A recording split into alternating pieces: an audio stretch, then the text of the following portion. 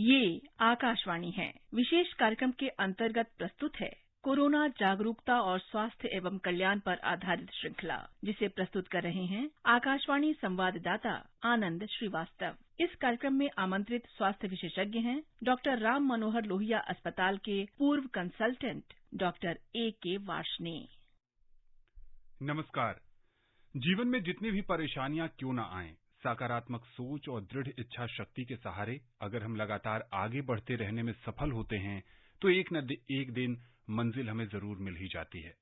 Corona संक्रमण के इस दौर को भी ले लीजिए। शुरू से लेकर अब तक सिर्फ एक उम्मीद कि अगर हम कोविड प्रोटोकॉल का पालन करें, अगर कोविड रोधी टीके लगवाएं तो हम इस संक्रमण से बचे रह सकते हैं। अब जब सारी चीजें खुल गई हैं, जीवन वापस पटरी पर लौट आया है, एक बार फिर कोरोना के मामले देश के अलग अलग हिस्सों में बढ़ रहे हैं। कई लोगों को लगता है कि ये नॉर्मल वायरल है, कुछ लोग समझते हैं ये फ्लू है, लेकिन आपको अब भी सचेत रहने की जरूरत है। मास्क लगाना मत छोड़िए, ये मत समझिए कि बिना मास्क के भी जीवन चल सकता है। जब तक ये महामारी पूरी तरह से समाप्त नहीं हो जाती है, तब तक मास्क बहुत ही बेहतरीन सुरक्षा कवच है। आपने अब भी अगर प्रिकॉशन डोज नहीं ली है तो जरूर लगवाइए। वैसे बहुत सारे लोग जिन्होंने अब भी कोविड की कोई डोज नहीं ली है, उनसे भी बहुत विनम्र निवेदन है कि दुनिया के सबसे बड़े कोविड टीकाकरण अभियान में आप शामिल हों, कोविड टीका लगवाएं, खुद सुरक्षित रहें, अपने परिवार को सुरक्षित रखें और समाज को कोविड मुक्त बनाने में अपना योगदान दें। आज के कार्यक्रम के साथ मैं हूं आनंद श्रीवास्तव और हमारे साथ हैं वरिष्ठ स्वास्थ्य विशेषज्ञ doctor A.K. Varshney. Doctor Varshney, कार्यक्रम में आपका बहुत बहुत स्वागत है। जी धन्यवाद, नमस्कार। डॉक्टर साहब, आपका बहुत बहुत स्वागत है। जी धन्यवाद, नमस्कार। सबसे पहले आपसे यही समझना चाहेंगे डॉक्टर साहब कि जो मामले देश के अलग अलग हिस्सों में बढ़ रहे हैं, कहीं कम हो रहे हैं, राजधानी में भी हमने देखा उतार चढ़ाव है, कैसे देखते हैं इस ट्रेंड को और इससे क्या समझा जाए कि कोई नई लहर आ सकती है या खतरा टल गया? देखिए, ये बात जरूर है कि ये वायरस के केसेस फिर से बढ़ने शुरू हो गए और कारण वैसे है कि वायरस देखिए एंडेमिक हो चुका है, मतलब हमारे बीच में रह रहा है, खत्म पूरी तरीके से नहीं हुआ है और काफी हद तक देखिए लोगों का जो बिहेवियर है वो इसके लिए रिस्पॉन्सिबल हो जाता है, क्योंकि ज्यादातर जैसे आपने शुरुआत में ही कहा कि लोगों ने ये मान लिया कि अब ये वायरस बहुत हल्का हो गया और ज्यादातर केस में चूंकि लक्षण हल्के ही गले के इन्फेक्शन जैसे हल्का बुखार आना 2-3 दिन, खांसी, शरीर दर्द ये है, लेकिन ज्यादातर केस अपने आप ठीक हो जाते हैं 3 से 5 दिन के बीच में। और जो पहले वेव आई थी डेल्टा की, जिसमें सीरियस इन्फेक्शन था, निमोनिया हो रहा था, वो चीज देखने में नहीं आ रही। तो लोगों में नेचुरली जैसे कहते हैं कि डर हट गया जो आपने कहा, और फिर वो जो सबसे बड़ी बात जैसे आपने कहा कि वो मास्क नहीं पहनते। अब मास्क नहीं पहनते तो देखिए कोई भी रेस्पिरेटरी वायरस हो, ये जैसे कोरोना वायरस है या और भी जो रेस्पिरेटरी इन्फेक्शन होते हैं, कोई भी इन्फेक्शन है, वो जब हम खांसते हैं, छींकते हैं, थूकते हैं, बात करते हैं, तो जो छोटी छोटी ड्रॉपलेट्स होती हैं वो उससे वायरस या बैक्टीरिया फैलता है, चाहे वो वायरल इन्फेक्शन ये वायरस हो, इन्फ्लुएंजा वायरस हो और वायरस हो या टीबी का जो बैक्टीरिया, वो सब इसी तरीके से फैलते हैं। तो मास्क बहुत जरूरी है। अगर हम मास्क पहनेंगे तो न केवल कोरोना वायरस से बचाएंगे और जो दूसरे और रेस्पिरेटरी इन्फेक्शन है उससे भी अपने को बचाएंगे। और आपने जो शुरुआत में कह दी बात के प्रिकॉशनरी डोज, या जिन्होंने भी वैक्सीनेशन पूरा नहीं कराया है और जो इसके लिए एलिजिबल है वो अपना वैक्सीनेशन जल्दी से जल्दी कराएं, तभी हम शायद इस इन्फेक्शन को एक दूसरे से रोकने से बचा पाए। डॉक्टर वार्ष्णेय, आपसे ये भी समझना चाहेंगे कि देश की राजधानी दिल्ली सहित कई इलाकों में वायरल फीवर भी बहुत तेजी से चल रहा है। लोगों को 3-4 दिनों तक बुखार की समस्या रह रही है, जांच कराने पर पता चल रहा है कि वायरल है। जो बड़ा सवाल श्रोताओं की तरफ से है वो ये है कि कैसे पहचाने कि ये कोरोना है या फिर वायरल है। बुखार आने के कितने दिन बाद जांच कराना सबसे बेहतर होता है समझने के लिए कि आप वायरल की चपेट में हैं या फिर आप कोविड संक्रमित हैं? देखिए, अगर आप याद करेंगे, कोरोना अभी पिछले 2-2.5 साल से ही है। इससे पहले भी जब ये मौसम होता था बरसात का, जुलाई, अगस्त, सितंबर, तो इसमें हर तरीके के वायरस बहुत एक्टिव हो जाते हैं, क्योंकि इस मौसम में ह्यूमिडिटी होती है और तापमान का ऐसा कॉम्बिनेशन होता है कि वायरस को पैदा होने का मौका अच्छा मिल जाता है। और ये वायरल इन्फेक्शन पहले भी होते रहते थे, लेकिन चूंकि वायरल इन्फेक्शन सेल्फ लिमिटिंग होते थे और चूंकि कोरोना का डर नहीं था तो लोग जांचें नहीं कराते थे, जो लगातार चलते रहे। तो वो वाले जो वायरस इन्फेक्शन है, जैसे इन्फ्लुएंजा का वायरस है या और ह्यूमन कोरोना का वायरस है या और भी बहुत से वायरस है, एडिनो वायरस है, रेस्पिरेटरी सिंसिटियल वायरस है, इन्फ्लुएंजा, पैरा इन्फ्लुएंजा, तो इस तरीके के ढेरों वायरल इन्फेक्शन है जो लगातार होते रहते हैं। चूंकि इस तरह कोरोना अभी भी लगातार चल रहा है तो ये बड़ा मुश्किल है, क्योंकि ज्यादातर केस में जो लक्षण होते हैं वो लगभग वायरस में ये होता है कि तेज बुखार आना शुरू होता है, सिर दर्द होता है, शरीर दर्द होता है, मांसपेशियों में दर्द होता है, जुकाम या नाक बहना शुरू हो जाता है। परंतु कुछ हद तक ये है कि अगर कोरोना की कुछ लक्षण स्पेशल पाए गए, जैसे अगर किसी की स्मेल चली जाती है, सूंघने की शक्ति चली जाती है या जीभ का स्वाद चला जाता है, तो ये एक कोरोना में अलग तरीके का लक्षण पाया गया है। बाकी लक्षण देखिए सारे वायरस में एक से ही होते हैं। सबसे पहले है कि कोई भी वायरल अगर इन्फेक्शन, तो एक तो पेशेंट जो भी हो वो अपने को आइसोलेट कर ले, पॉसिबल है वो दूसरों से ना मिले, तो उससे वो दूसरों को इन्फेक्शन नहीं फैला पाएगा। और मास्क पहने, और जो भी उसके तीमारदार हैं वो भी अपने जब उसके कमरे में जाते हैं तो एक अच्छी तरीके का मास्क पहने और उसके द्वारा जो इस्तेमाल की हुई चीजें वो ग्लव्स वगैरह पहने और डायरेक्ट उसके कांटेक्ट में ना आए, उनको डिस्पोज करें। तो इस तरीके से कर सकते हैं। जहां तक आपने देखिए जांच का सवाल है, अगर पेशेंट का बुखार बढ़ता चला जा रहा है या उसको कोई भी सांस लेने की या किसी तरीके की परेशानी बढ़ रही है तो तुरंत एक बार कर सकते हैं। मेनली पर्पज जो है वो इन्फेक्शन का यही होता है कि अगर हमको समय में पता लग जाता है कि ये कोरोना इन्फेक्शन है तो हम और ज्यादा जागरूक हो जाते हैं और अपने को कम से कम एक हफ्ते तक आइसोलेट कर सकते हैं। परंतु मैं ये कह रहा हूं कि अगर हम ये मान के चलें कि हर वायरस ही कोरोना ही हो सकता है वायरल इन्फेक्शन, तो अपने को आइसोलेट कर लें, तो उतनी ज्यादा अगर आपकी तबीयत ठीक है, बहुत ज्यादा परेशानी नहीं है, तो इनफैक्ट अगर जांच नहीं भी कराएंगे तो ज्यादा अंतर नहीं पड़ेगा। जी, जो लोग प्रिकॉशन डोज के प्रति जागरूकता नहीं दिखा रहे हैं डॉक्टर साहब, कल प्रधानमंत्री ने भी अपने एक कार्यक्रम में कहा कि प्रिकॉशन डोज के लिए लोगों को आगे आने की आवश्यकता है। वो ये न समझें कि 2 टीके लग गए तो अब आगे उन्हें कोरोना का खतरा नहीं है। आपने भी महसूस किया होगा कि जो उत्साह पहली और दूसरी डोज के लिए लोगों में देखने को मिल रहा था, वो तीसरी डोज यानी प्रिकॉशन डोज के लिए नहीं दिख रहा है। क्या मानते हैं कारण, और वैसे लोगों को क्या सलाह देंगे आप? हाँ, देखिए ये वाकई एक चिंता का विषय है, क्योंकि पहले भी हम लोगों ने हर फोरम में जो है कहा कि चाहे आपको नेचुरल इन्फेक्शन हो, कहने का मतलब आपको इन्फेक्शन से हमारे शरीर में इम्यूनिटी बढ़ती है, या हम वैक्सीनेशन करते हैं तो हम शरीर में एंटीबॉडी पैदा करते हैं। परंतु ये देखा गया है कि चाहे वो वैक्सीनेशन हो या नेचुरल इम्यूनिटी हो या दोनों ही हो, जिसको हम हाइब्रिड इम्यूनिटी कहते हैं, ये 6 से लेकर 9 महीने के बीच में कम होने लगती है। इसलिए दोबारा इन्फेक्शन होने का खतरा हमेशा बना रहता है। तो ये बिल्कुल जरूरी है कि जो भी देखिए गाइडलाइंस आती है, क्योंकि लगातार रिसर्च चलती रहती है, तो अब ये गाइडलाइंस है कि भाई 6 महीने के बाद हम अगर दूसरी डोज के 6 महीने के बाद हमें बूस्टर डोज लेनी चाहिए सभी एडल्ट को, 18 से ऊपर साल वालों को, और हमारे यहाँ वैक्सीन की पूरी उपलब्धता है। तो इसलिए मैं भी सबसे यही आग्रह करूंगा, सलाह भी दूंगा कि जो लोग इसके लिए उपयुक्त हैं वो वैक्सीनेशन अपना जरूर पूरा कराएं। और जहां तक वैक्सीनेशन की बात है, पिछले बार जो है सरकार ने इसको, जैसे हमने कहा था, हेट्रोलोगस वैक्सीनेशन की भी परमिशन दे दी थी, जिसका मतलब है कि जिन्होंने पहले कोवैक्सीन या कोविशील्ड लगाई है वो कोर्बेवैक्स वैक्सीन भी लगवा सकते हैं। और ये रिसर्च में पाया गया कि जो हेट्रोलोगस वैक्सीनेशन है उससे इम्यूनिटी का लेवल और ज्यादा अच्छा बढ़ा। तो सभी वैक्सीन उपलब्ध है, और मन में किसी तरीके का देखिए अगर संशय है किसी को, तो वो हमारे सारे हेल्थ सेंटर, सारे अस्पताल, सारे डॉक्टर्स उसके लिए समाधान करने के लिए उपलब्ध है। तो किसी के मन में कोई भी शंका हो तो वो जरूर कराएं। हालांकि देखिए 200 करोड़ से भी ज्यादा की डोज लग गई है, तो ऐसा तो मैं नहीं कहूंगा कि लोगों ने नहीं लगवाई, लेकिन नेचुरली प्रिकॉशनरी डोज के लिए अभी लोगों में वो उत्साह नहीं दिखाई दे रहा जो पहले फर्स्ट और सेकंड डोज के लिए था। तो फिर से वो लोग आगे आए और लगातार जो है इसमें जागरूकता बढ़ाई जा रही है। हर फोरम से कहा जा रहा है कि लगाएं।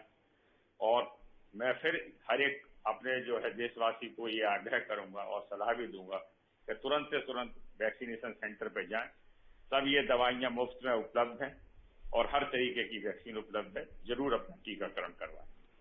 कार्यक्रम में पहली कॉलर जुड़ गई हैं, उत्तर प्रदेश से हैं रिंकी तिवारी। रिंकी जी, आपका बहुत बहुत स्वागत है। जी नमस्ते।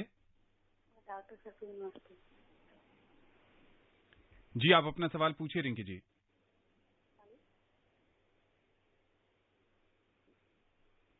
रिंकी जी, आप हमें सुन पा रही हैं?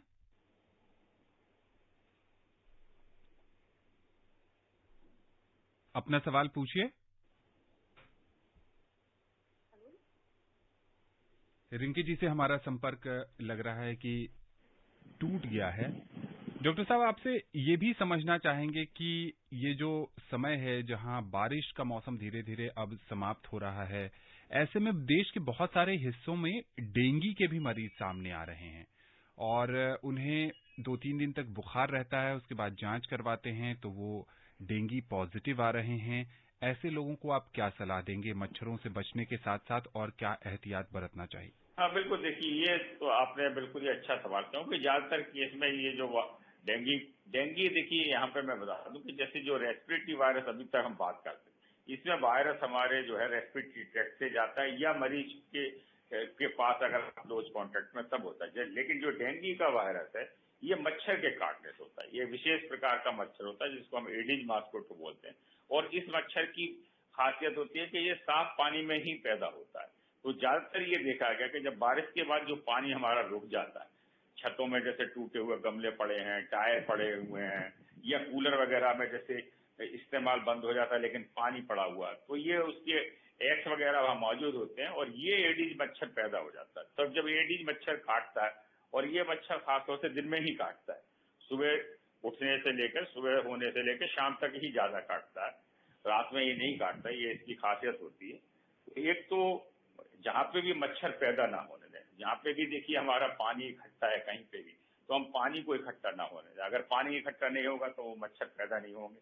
अगर कुछ ऐसी जगह हैं जहाँ पे पानी मान लीजिए हम नहीं हटा सकते, तो वहाँ पे कुछ पेट्रोल की या मिट्टी के तेल की कुछ चम्मच डाल दें उसमें, तो उससे उसके जो है लार्वा डेवलप नहीं होते। और मच्छर ना काटें इसके लिए चाहे बच्चे हों या बड़े हों, पूरे भाई के कपड़े पहने, और अगर जरूरी है तो मच्छरदानी वगैरह उनका भी सवाल कर सकते हैं।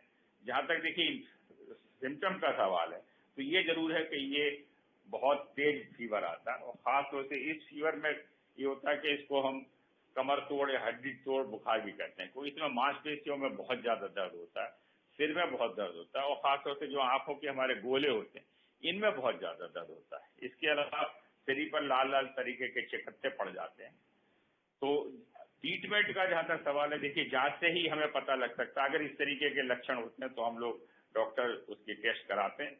कुछ स्पेशल टेस्ट होते हैं जैसे NS1 एंटीजन होता है, उस तरीके का टेस्ट होता है जिससे पता लग सकता है कि ये वाला वायरस मौजूद है।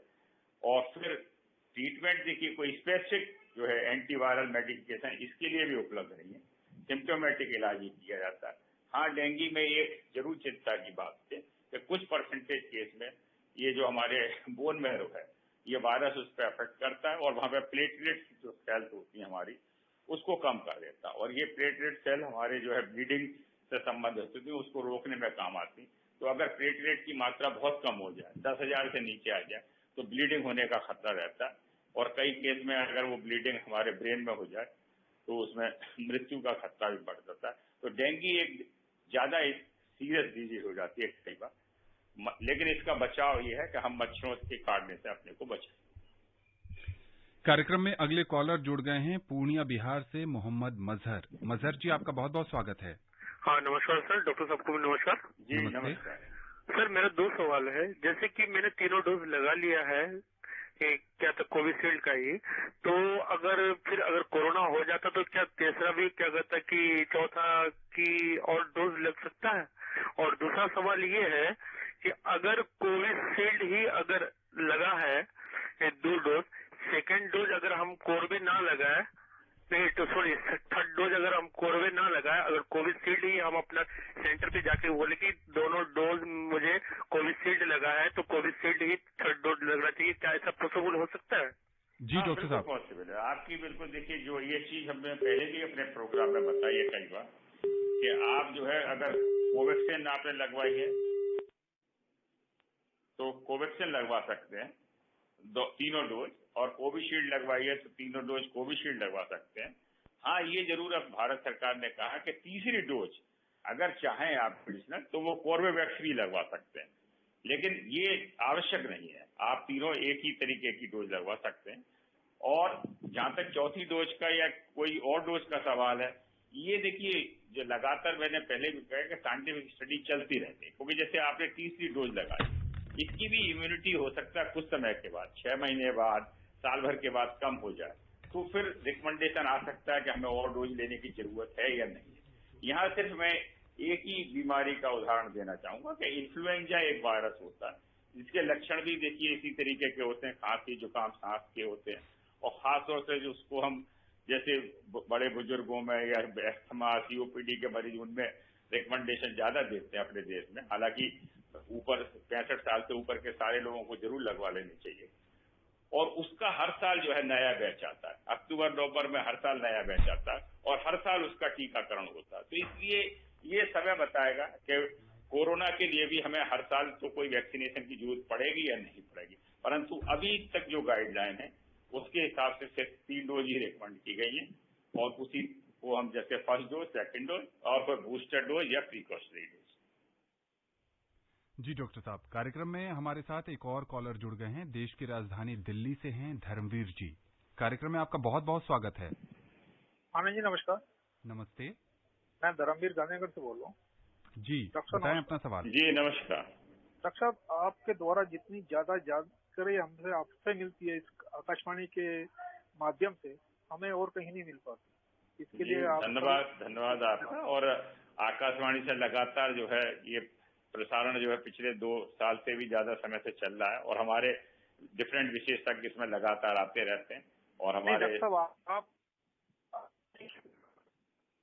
जी बताइए। इसमें भी बहुत जानकारी। डॉक्टर साहब, हम ये पूछना चाहते हैं मोंकी पॉक्स के बारे में, जो नई बीमारी के बारे में दाने जो निकल आते हैं, उसका पानी जो निकलता है, इसके बारे में अभी कंफर्म नहीं हो पा रहा कि ये पानी अगर आंख में चला जाए, आंख में भी ये ब्लाइंड कर सकता है कि नहीं कर सकता। क्योंकि एक सवाल मन में ये था कि पहले चेचक के दाने जो हुआ करते थे वो आंख में होते थे, तो आंख के होने से वो आदमी ब्लाइंड हो जाता था। इसके अभी भी सबूत हैं, मौजूद हैं, जिन लोगों का ये चीजें हुई थी। और डॉक्टर साहब, जो पहले सेंटर हुआ करते थे बूस्टर डोज लगाने के लिए, तो वो अब सेंटर कुछ कम कर दिए गए हैं क्या? अभी वो उसी स्थानों पे लग रहे हैं? ये आप इसकी कंफर्म जानकारी बताएंगे? देखिए, मंकी पॉक्स की जो बात की आपने, ये भी एक देखिए पॉक्स फैमिली का ही वायरस होता है, जिसमें स्मॉल पॉक्स आता है या चिकन पॉक्स आता है। और ज्यादातर केस में इसमें जैसे आपने कहा कि दाने निकलते हैं, और पॉक्स की विशेषता ही ये होती है कि पहले ये शुरू में हल्के से दाने निकलते हैं, फिर ये ब्लिस्टर बन जाते हैं और उसमें पानी भर जाता है। फिर बाद में अगर उसमें सेकेंडरी इंफेक्शन हो जाता है तो पस भर जाता है। फिर धीरे धीरे करके ये दाने सूखने लगते हैं, क्रस्ट उसका निकलने लगता है। और जब तक ये प्रोसेस होती है तब तक मरीज इन्फेक्टेड रहता है, चाहे वो उसका क्रस्ट हो, चाहे पानी हो या कोई है। और मंकी वैसे स्मॉल पॉक्स में क्या होता है कि जैसे आपने बिल्कुल ठीक कहा कि चेहरे पे होता था, और अगर आंखों में वो वायरस हो जाए तो हमारी कॉर्निया को डैमेज करता था। मंकी पॉक्स में भी रेयरली ये पाया गया कि ये भी कॉर्निया को डैमेज कर सकता है, हालांकि उसके केस बहुत ही लिमिटेड है। तो ये उसी फैमिली का वायरस है, और इसके लिए भी देखिए कोई अभी स्पेसिफिक वैक्सीनेशन तो उपलब्ध नहीं है, परंतु ये जरूर देखा गया कि जिन लोगों ने पहले स्मॉल पॉक्स की वैक्सीन लगाई थी उसमें चूंकि ये उसी फैमिली का है तो उसमें क्रॉस इम्यूनिटी का फायदा मिला और उन लोगों को इन्फेक्शन नहीं हो रहा।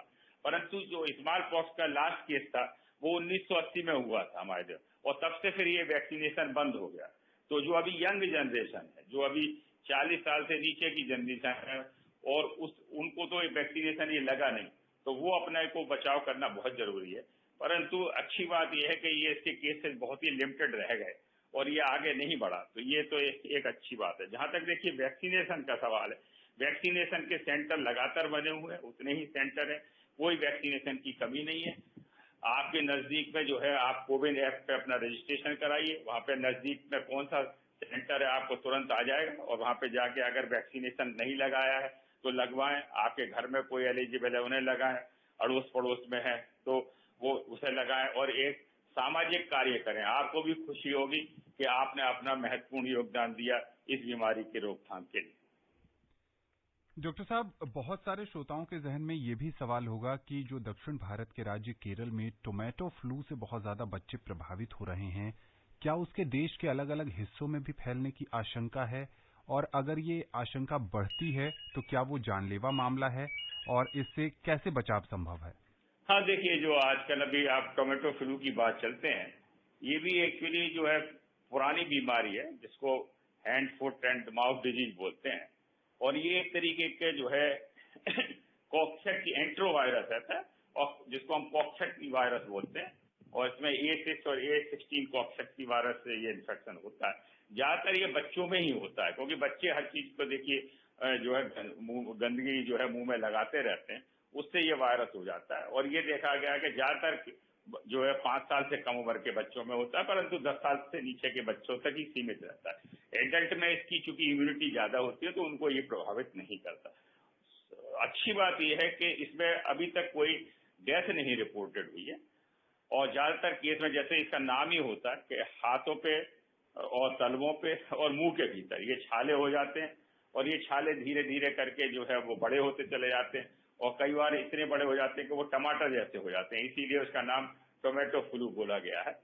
स्पेसिफिक ट्रीटमेंट इसका कोई नहीं है। इसमें भी है, सभी जो बच्चे हो जाए उनको तुरंत आइसोलेट करना चाहिए। उनके द्वारा इस्तेमाल की हुई चीजों को किसी को छूना नहीं चाहिए, अगर है तो ग्लव्स से करें, पूरी तरीके से डिस्पोजल करें। और साधारणतः जो हम देते हैं हर बुखार में पैरासिटामोल वगैरह, उसी से इसका इलाज करते हैं। अगर कोई लूज मोशन हो रहे हैं या डिहाइड्रेशन हो रहा है तो बच्चे के खान पीन का और उसके हाइड्रेशन का पूरा ख्याल करें। और अभी देश के हमारे जो है वो साउथ में ही अभी तक लिमिटेड है, केरला, तमिलनाडु, उसी तरफ से कोई आंध्रा से कुछ केसेज आए हैं और दूसरी जगह लिमिटेड नहीं है। परंतु ये बहुत जरूरी है कि हम सावधानी रखें जिससे ये और देश के हिस्सों में ना फैले। जी, रिंकी तिवारी जी से हमारा संपर्क हो गया है। जी रिंकी जी, सवाल पूछिए अपना। आनंद सर नमस्ते। नमस्कार। और आपके साथ सर डॉक्टर सर है, उन्हें मेरा नमस्ते। जी नमस्कार। जी सर, जैसे कि अभी वैक्सीन पे बात कर रहे थे, मेरा कॉल जैसे आपने कहा डिस्कनेक्ट हो गया, तो सर मैं ये जानना चाहती हूँ क्योंकि जब से हम लोग मतलब ये कोरोना चालू हुआ है 20 में, तो जैसे हम ये सुनते आ रहे हैं कि ये कोरोना है बढ़ता जा रहा है, इसका जो वेरिएंट है बार बार आ रहा है। दूसरे हम ये सुन रहे हैं कि अगली बार से अगले वैक्सीन मिले, ऐसा कोई वैक्सीन बन जाए सर जो हमेशा के लिए हमारे लिए हो जाए और हमें बार बार कोई वैक्सीन न लगवानी चाहिए। धन्यवाद सर। हाँ, देखिए, आपकी सोच तो बहुत अच्छी है कि कोई ऐसी चीज बन जाए या कोई ऐसा दवा आ जाए या ऐसी कोई चीज हो जाए जिसको हम एक बार ले लें फिर हमें कोई और बीमारी ना आए। परंतु ये नेचर हमें सरप्राइज देता रहता है और ये जो वायरस है वो भी नेचर में सरवाइव करना चाहता है। और सरवाइव करने के लिए वो क्या करता है कि अपने जो है वो नए नए रूप बदलता रहता है। उनको हम अपनी भाषा में जो है उनको नया नाम देते रहते हैं। जैसे पहले अल्फा आया, फिर बीटा आया, फिर डेल्टा आया, अब ये ओमिक्रॉन आया। ओमिक्रॉन में भी जो है वो अपना जेनेटिक स्ट्रक्चर वायरस चेंज करता रहता, तो उसके भी कई वेरिएंट आए।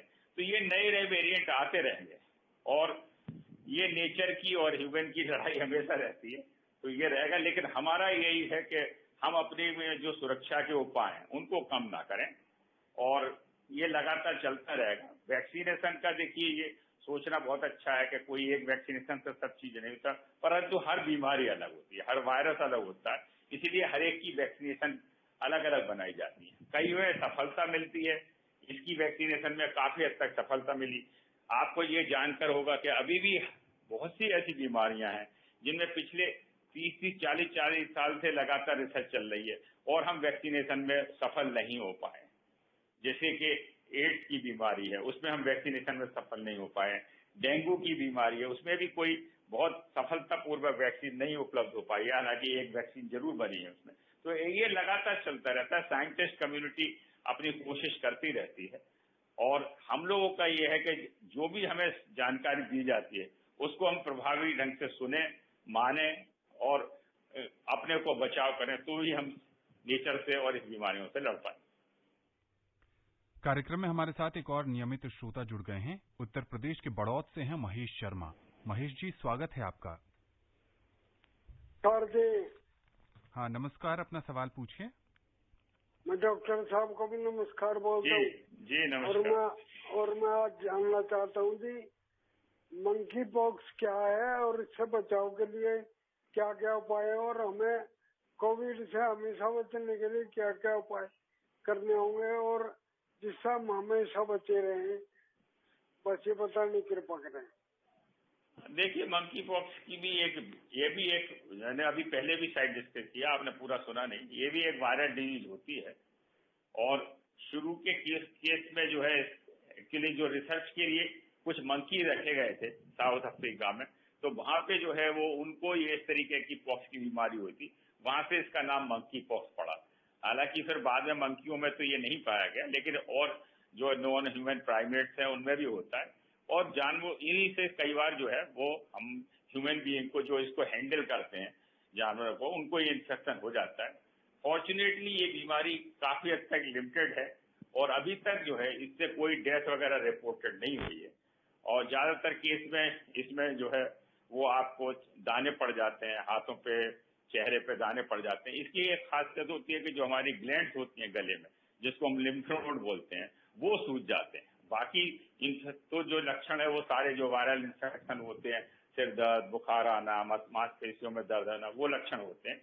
और इसमें भी अपने को आइसोलेट कर लें जब तक कि वो मरीज को इन्फेक्शन कंट्रोल नहीं हो पाता, उसके जो दाने जब सूख के उनका कष्ट नहीं हट जाता। ज्यादातर इस केस में 2 से लेकर 4 हफ्ते लगते हैं। आइसोलेशन बहुत जरूरी है वायरस के लिए। अभी इसके लिए ना तो कोई वैक्सीन उपलब्ध है, ना ही कोई दवा उपलब्ध। जी, कोविड पर चर्चा लगातार जारी है। इस बीच हम कार्यक्रम में अंतिम कॉलर को शामिल कर लेते हैं। उत्तर प्रदेश गाजियाबाद लोनी से जुड़ गए हैं मोहम्मद यामीन। यामीन जी, स्वागत है आपका। सर नमस्कार जी। नमस्ते। आपने सर को भी नमस्कार जी। नमस्कार। मैं यामीन भाई, रेडियो वाला सिरोड़ी। जी यामीन जी, बताइए। सर मैं जानना चाह रहा था, जैसे कि मंकी पॉक्स आ गया है, क्या इसमें इतने सीरियस भी हो जाते हैं कि जिससे कि उनको एडमिट करना पड़े और आईसीयू वगैरह में रखना पड़े? मैं ये जानना चाह रहा था। डॉक्टर साहब, कार्यक्रम में समय बहुत कम है, ऐसी नौबत नहीं आई है, लेकिन चूंकि आइसोलेशन के लिए रख लेते हैं, परंतु ये वायरस हमारे लंग्स को या उसको नहीं प्रभावित करता, तो इसलिए इतनी सीरियसनेस वाली है। और अभी तक मंकी पॉक्स से जैसे मैंने बताया कि कोई भी डेथ रिपोर्टेड नहीं हुई है, परंतु बचाव बहुत जरूरी है। वो खासतौर से जो इम्यूनो कम्प्रोमाइज लोग हैं, कई बार इनका इन्फेक्शन हम लोगों को पता नहीं लगता, या उनको फिर एक वायरस से इन्फेक्शन होता है, सेकेंडरी इन्फेक्शन हो सकता है, बैक्टीरिया इन्फेक्शन हो सकता है। वहां पे जो है पॉक्स वायरस से डायरेक्ट तो नुकसान नहीं होता, परंतु आपको सेकेंडरी बैक्टीरिया इन्फेक्शन होकर कोई निमोनिया हो गया या कोई चीज हो गया, उससे मरीज सीरियस हो सकते हैं। खासतौर से जो डायबिटीज के मरीज हैं, इम्यूनो कम्प्रोमाइज मरीज हैं, HIV के मरीज हैं, और गुर्दे की बीमारियों के मरीज हैं, या जो मरीज स्टेरॉइड्स या और दवाइयां इम्यूनो सप्रेसेंट दवाइयां ले रहे हैं। तो इसलिए बचाव बहुत जरूरी है, परंतु अभी इतनी ज्यादा चिंता की बात नहीं है। हाँ, बचाव जरूरी। डॉक्टर साहब, अब कार्यक्रम में समय नहीं है कि किसी और विषय पर आपसे चर्चा की जा सके। आकाशवाणी के इस विशेष कार्यक्रम से जुड़ने के लिए और तमाम विषयों पर विशेषज्ञ राय साझा करने के लिए आपका बहुत बहुत आभार। जी, धन्यवाद। तो जैसा कि डॉक्टर साहब बता रहे थे कि इस समय कोविड के मामले भी बढ़ रहे हैं, साथ साथ वायरल फीवर के भी मामले बढ़ रहे हैं। आपको दुविधा हो सकती है कि आपको कोरोना का संक्रमण है या फिर वायरल फीवर है। इसमें आपको करना यह है कि अपने आप को सबसे पहले आइसोलेट कर लेना है। बुखार किसी भी तरह का हो, आप अपने आप को अलग कर लीजिए। दूसरे तीसरे दिन जाकर आप जांच करवाइए। अगर कोविड का संक्रमण निकलता है तो कोविड के हिसाब से आपका ट्रीटमेंट होगा और वायरल फीवर के हिसाब से फिर आपको आगे की इलाज बताया जाएगा। मास्क पहनिए, सुरक्षित दूरी का जहां तक संभव हो पालन करिए, सैनिटाइजर का इस्तेमाल करिए और प्रिकॉशन डोज लेते रहिए। स्वस्थ रहिए, खुशहाल रहिए और संक्रमण से बचे रहिए। नमस्कार। अभी आप सुन रहे थे कोरोना जागरूकता और स्वास्थ्य एवं कल्याण पर आधारित श्रृंखला, जिसे प्रस्तुत कर रहे थे आकाशवाणी संवाददाता आनंद श्रीवास्तव। इस कार्यक्रम में आमंत्रित स्वास्थ्य विशेषज्ञ थे डॉक्टर राम मनोहर लोहिया अस्पताल के पूर्व कंसल्टेंट डॉक्टर A.K. वार्ष्णेय। ये कार्यक्रम आकाशवाणी के समाचार सेवा प्रभाग द्वारा प्रस्तुत किया गया। इसे आप हमारे mobile app news on AIR और YouTube channel news on AIR official पर भी सुन सकते हैं। इस कार्यक्रम के संबंध में अपनी प्रतिक्रिया आप हमें ईमेल कर सकते हैं। पता है airnsdtalks@gmail.com। ये कार्यक्रम फिर से सुनने के लिए लॉग ऑन करें हमारी वेबसाइट newsonair.nic.in।